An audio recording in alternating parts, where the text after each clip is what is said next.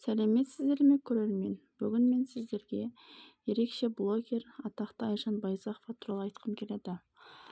Атақты Айжан Байзақова ерекше стильде гендер-пати жасады.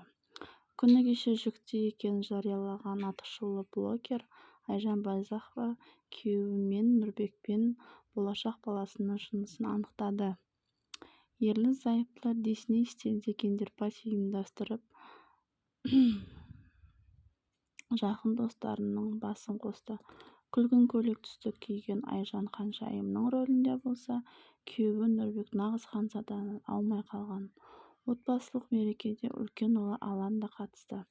Видеодан қарасақ, көк түсті конвертті шашылғанын көруге болады. Блогердің ұлы болатыны белгілі болды.